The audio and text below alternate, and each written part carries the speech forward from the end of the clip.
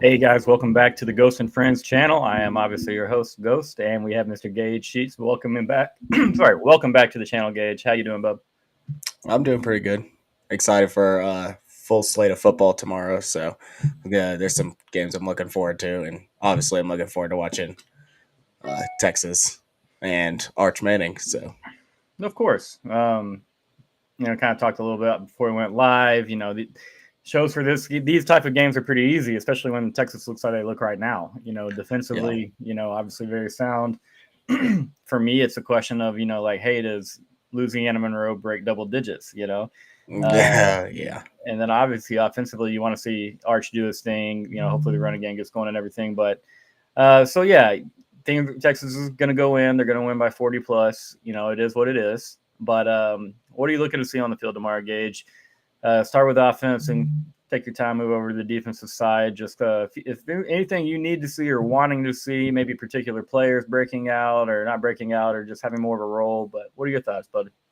Yeah, I mean, obviously, we kind of talked about it at the post game last week, but just the nervousness of let's get this game over as fast as possible so we can get healthy and stay healthy. Yep. I obviously the run game will be interesting. We got a lot of injuries in the running back room right now, and it doesn't seem like either Blue or Wisner is going to be able to go. Hopefully they. I mean, at this point, they could honestly probably sit out and would be okay with that, and just rest up for next week. So that'll be interesting. Offensively, I just want to stay healthy. I want to be able to run the ball and dominate. And another thing that we kind of talked about, just kind of controlling the game flow a little bit more with Arch on the field.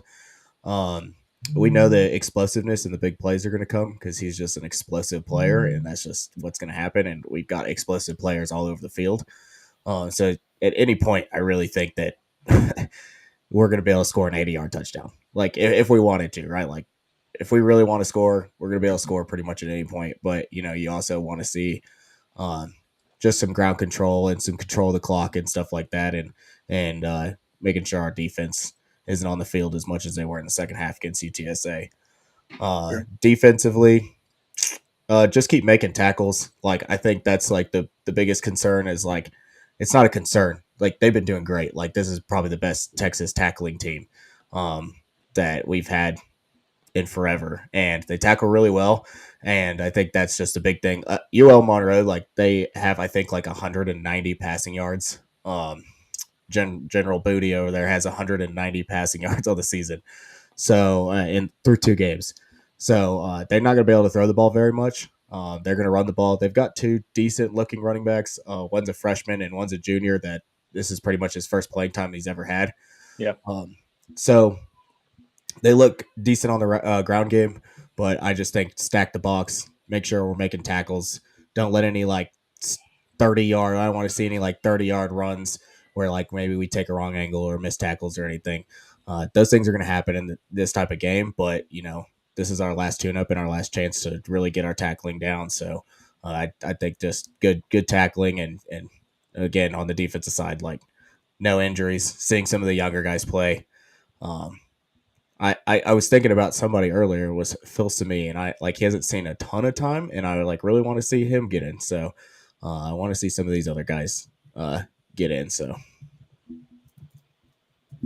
Sorry, shout out Matt here watching from the stands at a high school game. That is that's big time love, Matt. Shout out. Welcome, Rhonda. Thanks for being here. Guys, like I said, Gage said had a lot of good points there. You just want to see this game go by really, really quickly. Hopefully we can run the ball, really, really easily. I personally, I don't know about you guys in the chat. I don't let Jaden Blue step on the football field tomorrow. Even if he's very much wanting to do so, we save that. We got some big time games coming up. SEC slate starts next weekend. I know it's just Mississippi State, but hey, you can't take anything for granted. First game of the conference will be a silly, silly thing to do. Welcome, Mr. Bain. Welcome back, brother. Always in here, man. Really good to see you. But and real quick, Mr. Bain, I have an update for you regarding Team Theo, so stay here. But yeah, just clean football. I don't want to see another big, bust in the run game. But at the same time, we're going to be playing a ton of players, a ton of young kids are going to be getting some run. There's going to be some learning on the fly, and these guys are going to be in early and often. And so for me, it's just like, how does everybody look? I can't wait to watch Anthony Smith again. Hope he is in for 3 quarters, or I think he played almost the entire second half. But speaking of a kid who can tackle, it can tackle. Yeah, and definitely insane to look at what we're going to have over linebacker here for the next couple of seasons with Hill and Smith. And I'm not knocking Davey Benda, but he's been fantastic. It's just you like knowing that once he does inevitably move on, we've got cats waiting in the wings to really do some big things. But defensively, man, same thing we've been doing. Mostly penalty free. Aggressive, physical, hard nosed defense. Have been really good in the run game, save that one bust against UTSA.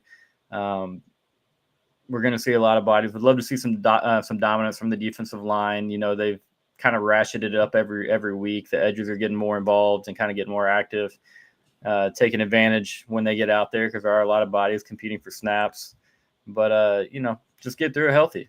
Want to see Arch do his thing. I'd love to see a turnover-free game out of Arch.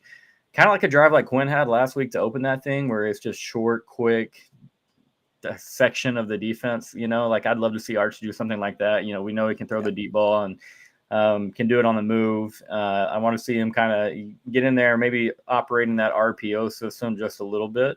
Now I'm not saying, that's kind of the offenses like we talked about. They look a little different with Quinn in there, with Arch, a little more heavily featuring the RPO stuff when Quinn is in there. So, hey, whatever they do with Arch, obviously that's the plan they feel is best for him going forward. And so just do his thing and let him rock. It would be sick to see Colin get a sack and a half or better. Yeah, absolutely with you, Matt. God, that guy, dude. Well, we watched him in high school, and it was still like unreal. But even just to step in and just be like, he's so big and impactful and strong, and it's just like I can't imagine where he's going to be in 2 years. In this program and how far he's going to go because he's already every game, every snap, it feels like he's doing something disruptive. So he's a beast, man. Yeah, a lot of fun to watch. Definitely one of the players. It's like we're going to blink and he's going to be gone. So enjoy him every second you have because it's going to be a lot of fun to watch in the next couple of seasons. Mr. Bain, I hope you're still out there, and also anybody who saw the Team Theo post, kind of the situation with Theo and that young gentleman needing a heart, being in a Cincinnati Children's Hospital. Spoken a lot with Theo's dad in the last couple of weeks, and he wanted to say that the shirt sales that are going on have really helped them, and I'm not taking credit for that. That's all to his family and all the people that have shared it, Texags, everybody that passed that around. And so let's keep that link going.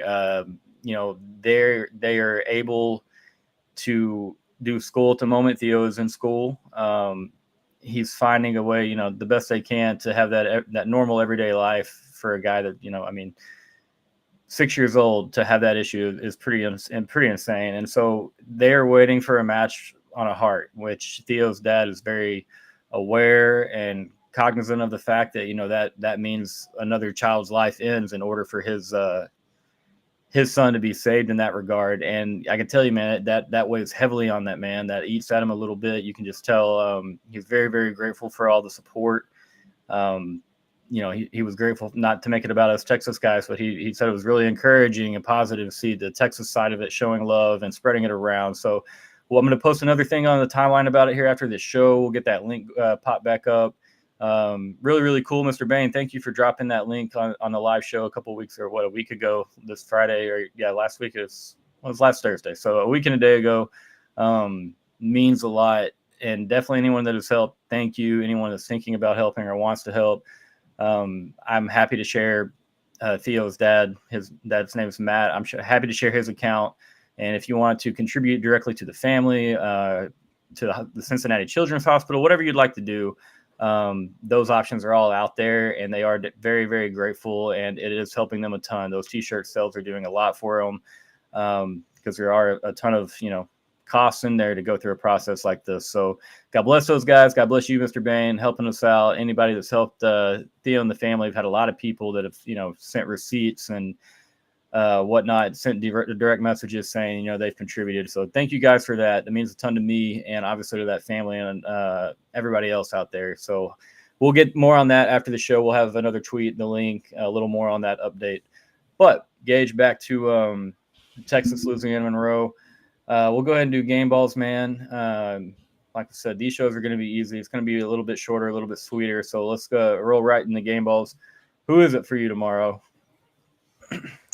So on the defensive side, I think we kind of already talked about him a little bit, but Ty Anthony Smith, I think he's going to be getting a bunch of play time.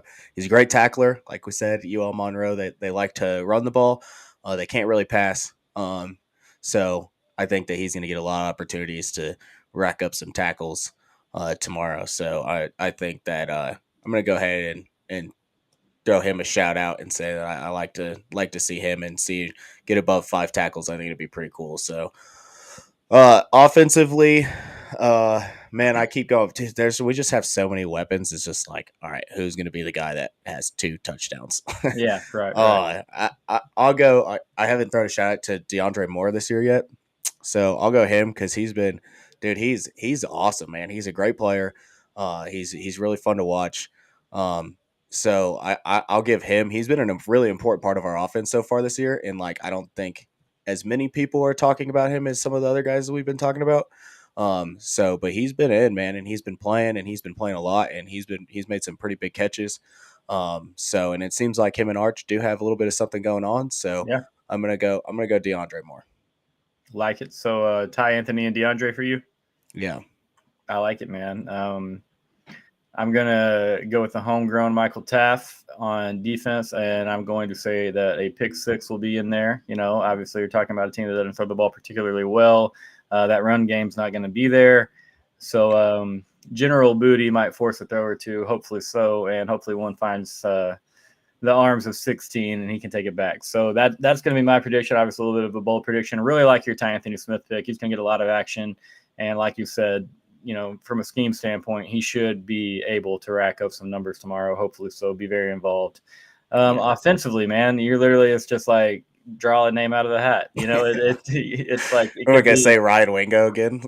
I almost last week. I don't think that you could actually give him the game ball, considering that Jonte had close to the same yardage and 2 touchdowns. Yeah. But definitely a big game for Ryan. Just getting the end zone. Kind of, we all felt it was coming. Might have actually put down a little action on Wingo to score last week, made Philly even better. But I like that we're always involving him. I think it's important that a player that talent in a room that has you can run 6 out there and make a case for any of them. They all do things particularly well. Some of them do a lot of things well. And so it's important to let everybody eat. And so Sark had kind of, a little bit of a knock for having short rotations over the last few years. And hey, this room's a little different now. There's probably a lot of trust, as you go down that wide receiver room. Guys are busting their butt, blocking their butts off. And so I won't go Wingo this week. I'll lay off Ryan for 1 week, as much as I'd love to see him tear it up. And let's see, this is tough, man. Let me go with the guy, the one and only Juan Davis. Juan's going to score twice. We're going to go there. We're going kind of with the dark horse there. I'd love to say Gunner. Dude's killing it right now, but we're going to see a lot of bodies in this game. We're going to get a lot of reps for the 2s and 3s. I'll give him Juan getting really involved on the offensive end in this one, scoring a couple times via Arch. But fun, man. It's definitely nice to do this and be like, yeah, it could be anybody, Yeah. Now, obviously, it's a good point. Saturday, a little bit of preview of next season. I mean, there's a lot of the younger guys. Yep. Minus a Kelvin Banks most likely, and Jake Majors. But I mean, it's definitely a lot of fun to look at this and be like, okay, you can pick anybody, and anybody you make a case for it would be a pretty good case and a pretty good pick. And then on defense, it's the same thing.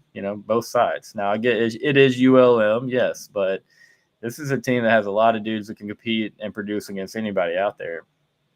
Yeah, I think I just think some fun things to talk about is definitely Ty Anthony's. Like, what a flip that was, man. Like, looking back at it, like, I mean, we knew he was talented, right?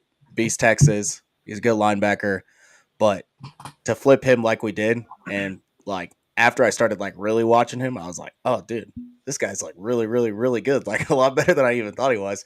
And so to see him like even perform this early into his career, like he wasn't this super high 5-star guy, like a Colin Simmons was. So just what a huge flip that was, man, to be able to get that in and give us that depth. And just talking about the rotation part with the receivers, like I think that also just points out to like what Sark's been saying about this being his most complete team that we've had is it's the depth. The depth is just different on this team, and Yep. sometimes I think as fans we have a hard time kind of getting because we're like, oh, this guy's like so good and this guy's like so good, but like when you have like 7 guys that are like so good, like that changes everything because there's no way to guard them, right? Um, so yeah, that's the rotation part. Like he doesn't have he can have a larger rotation because he has guys 7, 8 guys that can really go perform. I mean, it looks like every single person out there can play on Sundays, and Yeah, they probably a lot of them probably will be able to. So there's going to be a ton of them to do, no doubt. yeah, It's just we've kind of looked that way. If you're watching us in pre-games and warm-ups, et cetera, or on paper, we've looked that way forever. But now there's actually some substance, behind all the stars, and there's actually, a little bit darker, thicker ink on the paper. It's there, and it's definitely a fun time, man. Hard not to be real excited about that Ty Anthony flip. He didn't get the pub because he's an East Texas guy, played at a smaller yeah, school in Jasper. yeah.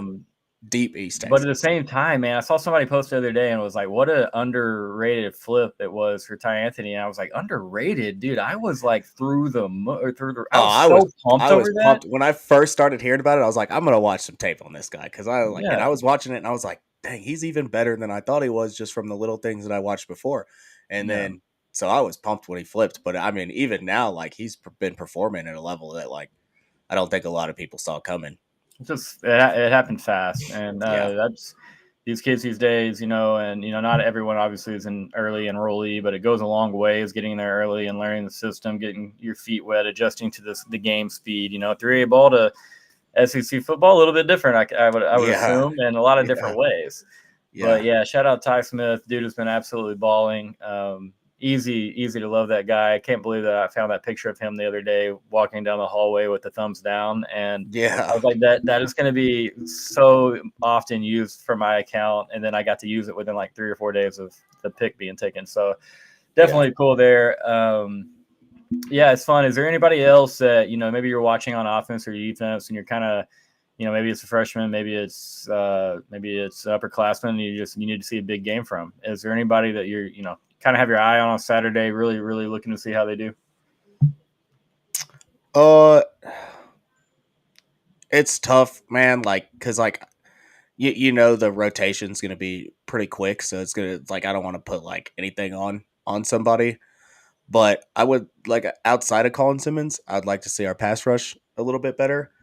Um, from some of the other guys, they've had good pass rushes, but I would like to see our edges get a little bit more pressure. Um, so yeah, I think that would be like the big thing that I'm looking for, but it's gonna be hard. Like they're not gonna pass the ball very much, and Yeah, when they do, like it's not gonna go good for them. So um, yeah, I would like to see a little bit more production out of even somebody that like it. I don't want to say production because like they are making impacts, and so it's so hard. It is so hard to nitpick certain things and like say like, oh, I'd like to see a little bit better here, a little bit you better just need there the because sack they're numbers to so be there. good. Yeah, but it's like at the same time, even in the Michigan game, like that dude, they were getting pressure. Like they were getting pressure just because they weren't getting him down doesn't really mean much. So yeah, it's tough to say. Like I said, I think there's going to be so much rotation and stuff like that. I think some of our younger guys in our secondary I kind of want to see them get into the game and like I said, just make open field tackles and stuff like that. No, I agree with you, man. It is very hard to nitpick right now, and you know that in this particular game, we'll still be able to do a few or even a lot of things wrong, if hopefully not, and get away with it. For me in particular, like I'm going to have an eye on the offensive line. I don't want to see many more false start penalties. Yeah. Just tighten that up. Clean it up a little bit. It won't hurt us now. It probably wouldn't hurt us next week with Mississippi State, and it might make that game a little harder than it should be. But then you talk about Oklahoma and Georgia, and first world Yeah, problem. Matt's right. Like it is first world problems because it's like for so long we've had so many issues, and now it's like turning around and it's like you're It's trying to hard. find things that it's like, bro, it's like, oh, well, our pass rush, and it's like, yeah, the sack numbers aren't there, but if you're actually like watching the games, like they are getting a pretty consistent rush on people, and They're it's like, definitely affecting quarterbacks. am I Absolutely. complaining about something that's like they're actually pretty good at? They're good at everything, and it's so hard to define something and be like complain about something that they're doing good. So yeah, it's hard. And maybe Mississippi State and the SEC slate brings more issues that we need to Yeah, worry about, but I don't think it'd be as many as it would have been last year or 2 years ago. This team is solid, yeah, and they're solid in a lot of spots. Ingrid, good question. I'm happy to share my opinion right here on what I think. I'm not affiliated with Texas football directly in any way, yeah. so I can't get in trouble. If it's me, Ingrid, I am going to sit Quinn until Oklahoma. I'm going to let Arch figure out, Mississippi State. I think we'll be able to run the ball and have the talent around Arch, obviously, that to get him through that one relatively easily, and also not afraid of their offense, which will help out, the Horns a long ways. Arch, as far as field position, all that stuff. That's a great matchup for Arch's first kind of like serious game. They look bad, but yeah, that's a good point, Mr. Bain. They don't look very good. But I need Quinn back for Oklahoma. That Oklahoma defense is good. If it is true that Quinn is kind of week to week right here, and he would have been questionable for the ULM game, then he should be Quinn should be ready to go by Oklahoma. I need Quinn there.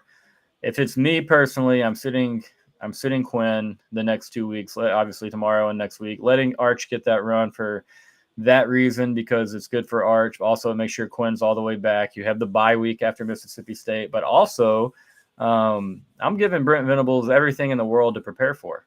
You know what I mean? Everything. There is no way that he would not prepare for both Arch and Quinn, probably even as is, because they need to be ready for Arch if something were to happen to Quinn, but also maybe if Quinn, isn't ready by then. So if it's me, I give the Sooners every single thing in the world to have to sit and work on, because the offenses did look a little bit different with each quarterback at the helm. So for me, that's when I would personally bring him back. But then again, if he's healthy and ready to go come Mississippi State time, I would imagine that's when Sark gets him back out there. It is Quinn's team. It's his show, and so if he's ready to go there, I don't think they'd hold him back. What about you, Gage? Any thoughts there? Actually, it's funny because me and my grandpa, who I got my passion for Texas football, I'm at his house, and we were talking about this exact subject earlier on when Quinn should come back for the smartness of the football team versus when Quinn should come back just for the kind of hype that we've had about him having a chance to win the Heisman. A little bit of the selfish reason. Can he miss 2 games, including the SEC opener, and still have a legit shot to win the Heisman? Uh, I don't know. That's the big question. But at the same time, like if Quinn's healthy, like I'm running him out there, and I'm running him out there against Mississippi State. I'm not taking any chances. Yeah, I'm letting him go out there. But at the same time, like is if it's 90%, do you run him out there? If he's 80%, do you run him out there? I don't think so. I would think that they'd probably hold him back until the Oklahoma game.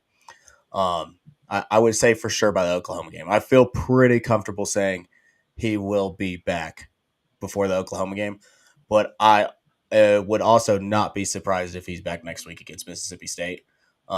Just knowing Quinn and like obviously hearing that that he's recovering really well and that the injury is not as bad as initially thought.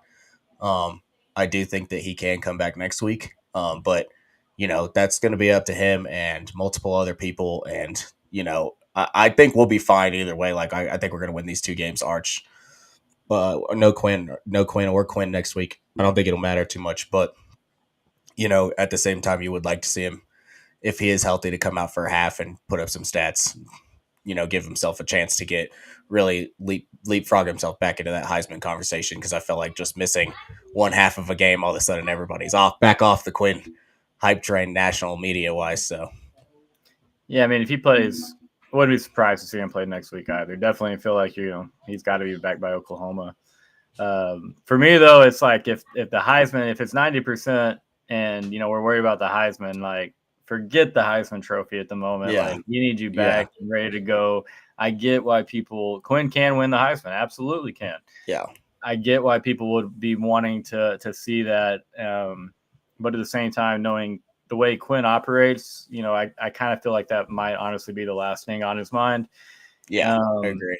But if he's ready to go against Mississippi State, he's ready to go. You roll him out there and keep this thing going. Yeah, and I think that's kind of goes back to like it's also like a Quinn decision. Like he's going to have some of it in his hand, and I think he's more focused on getting completely healthy and being completely healthy for the Oklahoma and Georgia game than he is stats or anything else. So I think that's going to play a part, and I think Quinn is more of a team guy than anything else. So no, exactly that, man. This is a team that a lot of big time goals here. So blessed situation where we can trot out Arch Manning behind Quinn Ewers and be like, all right, we got 2 games, get us through here, and let the big dog get back out there and do his thing, kind of finish what he started here. That's the way I feel about it.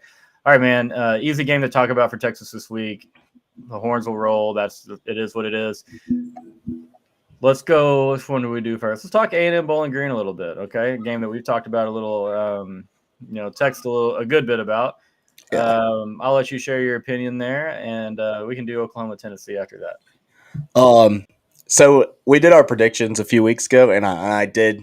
I was a little bit higher on Bowling Green. I picked them to win the MAC. Yeah. I think that they've got an experienced quarterback in Bazelak, and he's the transfer from Missouri. I think that he is a good quarterback. I think Bowling Green is one of the more experienced teams in the MAC. Do I think they're going to go into Aggie Lane and win? Nah, I'm not going to say that, but I do like them to cover that. I think it's 22.5 now. It might have come down a little bit, but I do think Bowling Green is a decent team, and we've seen it out of a couple of these MAC teams. I know Mississippi State, everybody's trashing them, but Toledo came in and they handled business. And then obviously we saw Northern Illinois go into Notre Dame and beat Notre Dame. Notre Dame just beat Texas A&M. I mean, Bowling Green played Penn State a 1-score game, didn't they? Yes, yeah. They played Penn State at Penn State in a 1-score game. And for a second there, I thought they had them. I was like, dang, I'm looking smart. Look at my MAC pick. So I think that I think Bowling Green. Yeah, I think they're dangerous. I don't think the Aggies are underestimating them though. I think maybe outside they are, but I'm pretty confident Mike Elko's like, no, this is a good football team coming in. This isn't like no lay of the land MAC team that's going to come in and just roll over. Like, I think he's got his guys prepared. He probably showed them that Penn State tape. Like, look at how close they were to really fall into this team at home, a top 10 team to losing to Bowling Green. So who does A&M have next week? Do you know? Because I know they have Missouri on the 5th. I think they play Arkansas next week. They do. So it's Arkansas and Dallas. So, hey, that's kind of a tricky little spot right there for A&M between Florida, between Arkansas, a veteran, experienced Bowling Green Falcon team coming in. Like you said, experienced quarterback. A&M still kind of battling injuries at a few spots. So, that's an interesting matchup. Obviously, we don't expect A&M to go lose that game. I had it 37-17 A&M, kind of giving A&M a late score to pull away. But I agree that, Bowling Green hangs around there. Cover feels pretty comfortable there. But at the same time, if Marcel Reed's juking dudes into an oblivion again and they can't make him throw the ball, then A&M will probably score 45 and it'll be real easy. Hey, buddy, run in there. He's a mess. Really excited taking my guy, little Rory, 4 years old, to DKR Yeah, for the bro. first time tomorrow. Night game too. He's gonna love it, man. He is gassed up, man. Every night this Yeah, week, it's been, hey, how many more sleeps do we have? yeah, And finally getting to one, man. He's about it. He packed he got Ziploc bags earlier, poured a bag of Skittles into one, put a water bottle into another one. No idea why we just don't carry it. And then put a single fruit roll up in another. This is a gallon size Ziploc bag, has 3 of them. And we're going with his cousin, and he's like, "Yeah, I got me and Trip, some snacks." And I'm like, I don't think it works like that, bud, but you'll figure yeah. that all out. It's gonna be a great first game for them to go to too. Like it's gonna be a good environment. Night game. They're gonna see the lights, the drones, and obviously they're gonna see a Texas win. So, Absolutely, nephew. yeah, Last year, he came down for the BYU game, and it was a blast, man. We went by the locker room after the game and got 30 or 40 autographs. Like, felt like everybody on the team signed something for him. It was really cool. But dude, he was deathly terrified of Smokey the Cannon. Not yeah. about Smokey, man. So I'm hoping he's a little more comfortable with old Smokey this year, because there's It going to doesn't be. shock me that he was scared, man. Sometimes I'm not paying attention. It scares me a little bit. Yeah, I'm like that. I get it, man. Smokey, part of the traditions, and it was just funny last year. He was like, "When are they going to blow that thing again?" He was going through it a little bit, but good times. Definitely excited to get down there. So be looking out tomorrow. Trying to meet a lot of you guys. If anyone's in the chat going to the game, let me know where you're sitting, where you'll be at. We're going to get down there around, or up there rather, coming from New Braunfels about 1:30. And so we're going to have plenty of time to kind of roll around. I'm going to show a little man the scenes. So I would love to meet some of you guys. I got a lot of you way overdue in checking in with and meeting in person. So we'll get on that. Real quick before we keep going and talking about Oklahoma and Tennessee, I want to say last night we had a fantastic episode on the channel. 2005 national champion Drew Kelson played linebacker for that team. Was very, very just open and awesome, to be honest with you. He gave a lot of insight to kind of their mindset of the 2005 national championship team. Talked about kind of his personal growth at Texas, some of his personal struggles. And yeah, he's a funny guy too. So y'all go back, give that one a watch. He was awesome. Go like that video and everything. He did a great job. The day before that, we had Gunnar Helm's dad on the channel. Also did a fantastic job. Talked a lot about being part of the Texas football family. He raves about Coach Sarkisian, obviously. Very proud of Gunnar and what he's done, how he's grown at UT. And so for you watching on Twitter, guys, just go to my profile, follow that link in there. It'll take you to the YouTube channel. You can see all of the different videos, obviously. And go like those things. Go subscribe to the channel. Got lots of fun things planned. I promise you guys are going to want to check out a lot of things. And we got a lot of shows coming out. 5, 6, 7 shows a week sometimes. But we're having a lot of fun, and people are wanting to come on, so we're just going to keep it rolling. But thank you for being here, particularly in the chat, being active. It makes these things a lot of fun, seeing how you guys are feeling about what we're doing. But all right, Gage, Tennessee at Oklahoma. Josh Heupel returns to Oklahoma Memorial Stadium. Nico Iamaleava, I've been practicing. Yeah, that was good. Thanks, man. That one rolled off the tongue. But yeah, Nico's first real start on the road. They played North Carolina State and Charlotte, an NFL stadium. They blasted them. Nico didn't really have to do anything special in that game to carry. But he is very fun to watch. This isn't Kent State or whoever they beat by 70 in week 1. Is an Oklahoma defense is very, very good, in my humble opinion. What are your thoughts on this game? Is it going to matter that OU's defense is pretty dang good? Is it's just OU's bad offense? Is that going to be the show of the day, and it won't matter what Oklahoma's defense does? I think that we're going to learn a lot about both these teams come this time tomorrow night.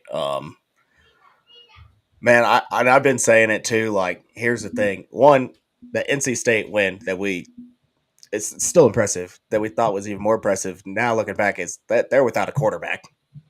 Now it looks like that. I don't know if they're still going to start that transfer quarterback that they've been. What's his name, bro?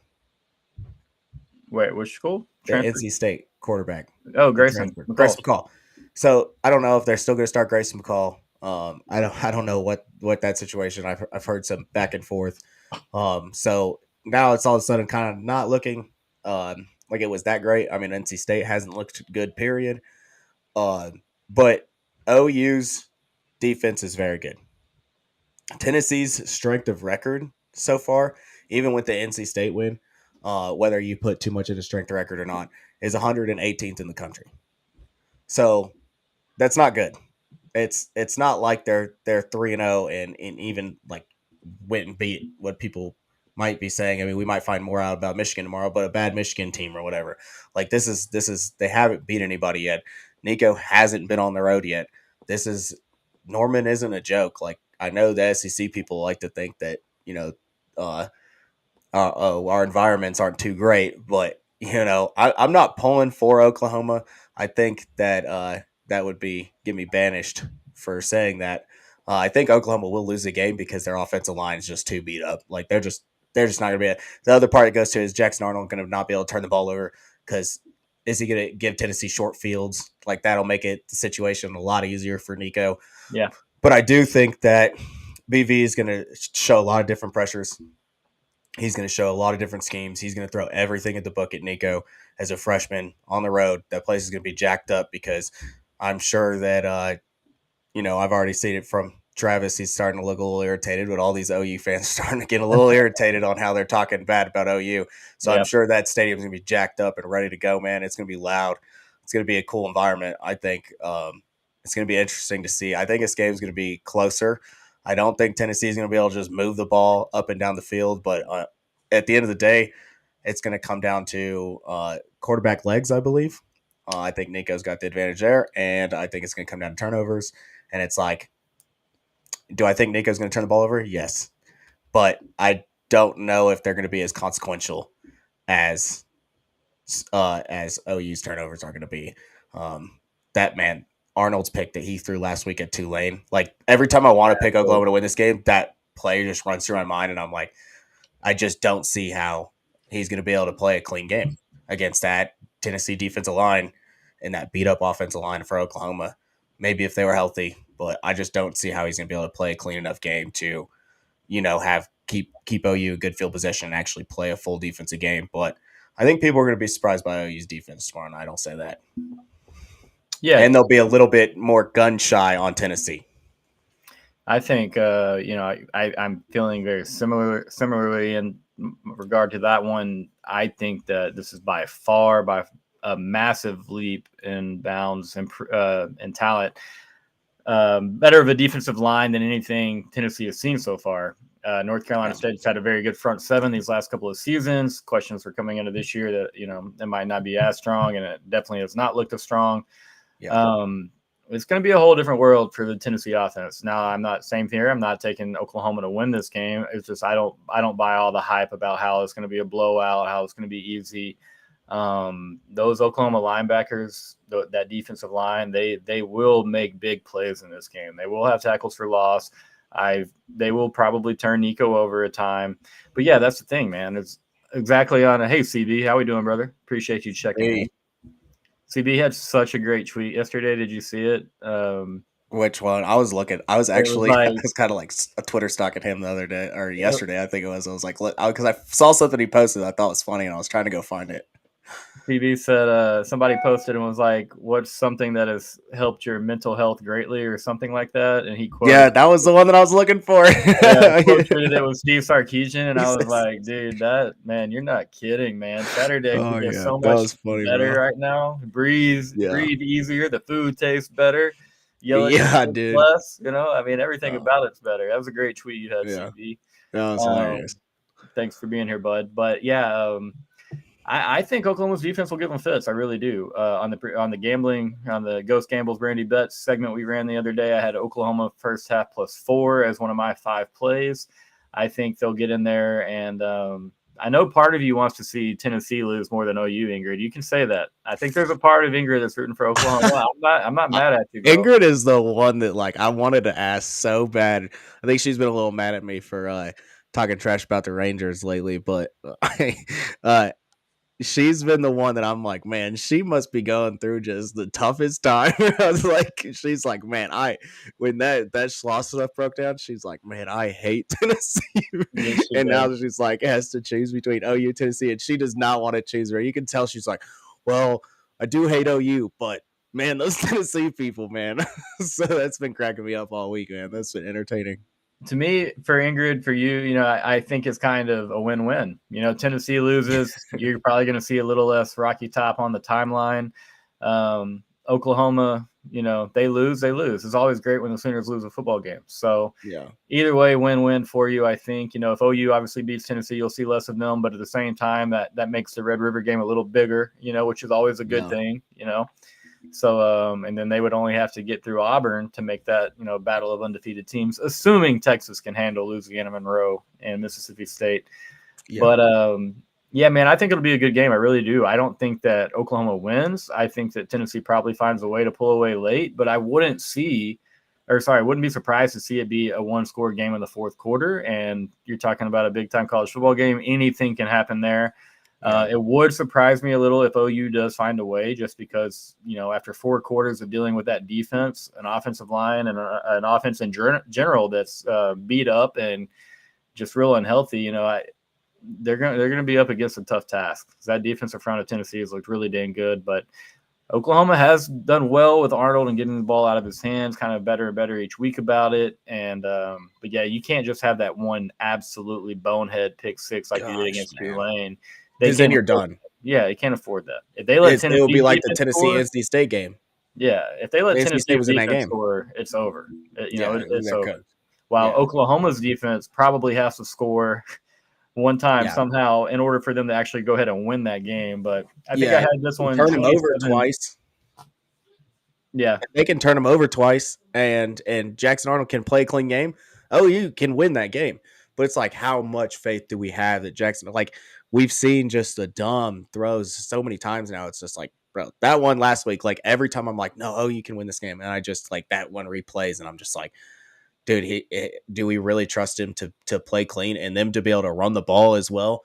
It's just so hard for me to be like, OU's going to win that. But I do think their defense is solid, man. So as long as they're not put in too tough of positions, I think they'll be able to hold Tennessee. Their running back room confuses me because Gavin Sawchuk was supposed to be, I just feel like, a little more dynamic than he has been. Taylor Tatum got in, last week. Yeah. Got into the end zone a couple times last week. If they get some wide receivers back, they can hang around. I'm making my 27-23 Tennessee prediction with the mindset that Nick Anderson will be playing in this game. Yeah. Is he playing? Do they know? They kind of been quiet about it. I think it might be them just kind of, being a little tactical here, but there's been rumors for the last 2 weeks that he was coming back. And Travis made a good point last week. Is like, why play him versus Tulane? If he's kind of 80%, you can still win that game. And then ultimately, and this is a bit of a cop out, but he said, we'd rather lose the Tulane game than the Tennessee game. And so they're like, let's put all our eggs in that basket, which I don't know. He doesn't mean it the way it kind of comes off.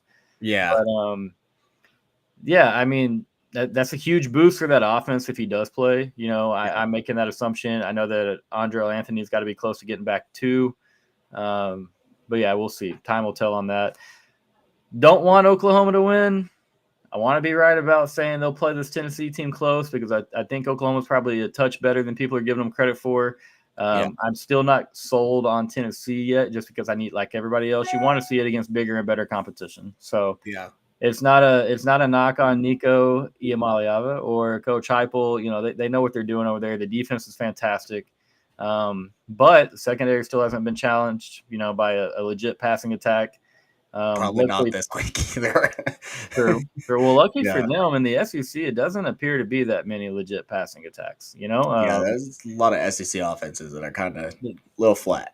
I was very upset with Vanderbilt last week. That upset me a lot. That hurt. Everybody's rooting for Diego P. What's up, Ken? How are you, brother? Appreciate you checking in right here on a Friday night, getting ready for a full day of college football. Got my brother's high school game on here. Got the old Nebraska-Illinois game on. Love football, or love weekends come football season, man. Friday through Sunday, Monday, Tuesday. It's every night. So it's good times. But we did our game balls. Let's do the score prediction. That's one thing we haven't done. I think I said 48-7. I think we see a pretty vanilla game plan out of Texas, trying to move the ball, be healthy, run the clock, polish up Arch a little bit, and at the same time, I don't see them at ULM scoring very much. So I've got 48-7. I think it's a game that everybody in Austin is like, let's get this one over. Let's get ready for the SEC schedule. What about you, Gage?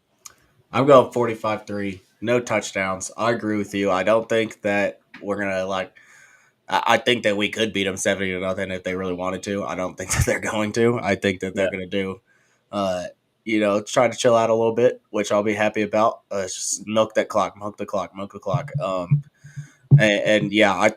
think that my big one is I think we'll see a defensive or special teams touchdown this week. I think a punt return from Silas Bolden is due. So I'm feeling a Silas Bolden punt return and then maybe like a pick six. I would love it. That would be awesome. Chris, did they play Texas last night? 8-0. That's tough, man. Funny story. I grew up in East Texas, and I won't name drop any schools, but we're playing 2A football, and there was a 2A school that was in our district that had went to, I think, the state quarterfinals or semifinals the year before. And then they scheduled a 3A powerhouse in East Texas for their first game of that next season. And the 3A powerhouse school had won state the year before, was returning everyone felt like. And then the school in our district that made it to the 2A semis, they were returning nothing. Well, so the 3A team's up on the 2A team at halftime, 48-0, and apparently he goes and asks the other coach if he'd like to do the running clock, for the whole second half.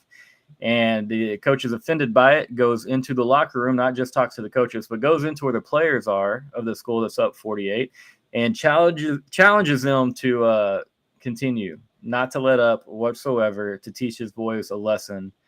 And they lost 94-0. And so that's a coach and a story I laugh about often because I'm just like, man, you really taught your boys a lesson there. And not just that, you will literally make people not want to play sports ever again. That's like a type. When you see those type of games, man, sometimes like you got some strong-willed kids on that team if they keep chucking, because a lot of times those are tap out scores, man. A lot of kids will be like, I don't know if I want to do this anymore. Especially, some of those smaller schools at lower levels. The lesson is run that damn clock. We don't need to take a 94-point beating. Yes. But so we both kind of think Bowling Green, hangs around with the Aggies for a little bit, but then before you call us homers, we both kind of think Oklahoma hangs around with Tennessee a little more than most people do. Yeah. So guys, really appreciate everyone being in the chat. If you are on Twitter, get your booty over to my profile. Follow the link in the bio to the YouTube page. Subscribe, like some videos. Go check some out. Got a lot of fun things planned. Got a lot of fun things posted for the last month. Got a lot of action in there. But thank you all for being in the chat. It means a lot to see you guys here. Friday nights are a busy time for a lot of people, so thanks for spending a few minutes with us and hanging out. Anything else you got, Brother Gage? No, man. I'm just excited. I hope the environment tomorrow is awesome for you and the boy and everybody else going. I see a lot of pictures, a lot of people headed into Austin this weekend. Really excited to watch Texas football, which is a good thing to see. So, I'm super pumped for everybody that's making it to DKR, and it's going to be awesome. And I'm going to be here. I'm going to watch the game with my grandpa. We don't get to do it very often anymore like we used to. So we're going to stay here and watch the game together. So I'm super happy about that. So it'll be a fun game, man. Absolutely, man. You can be at DKR anytime. I know you'll be back there shortly after that one. So I will. Get that grandpa time in. I hope y'all have a great night together. Definitely, guys, travel safe to DKR tomorrow. Be rowdy when you get at DKR tomorrow. I hope to see a lot of you guys out there. Please do say hello if you see me out and about. And once again, I appreciate all the love on this channel. Thank you guys for being here tonight, and hook 'em horn.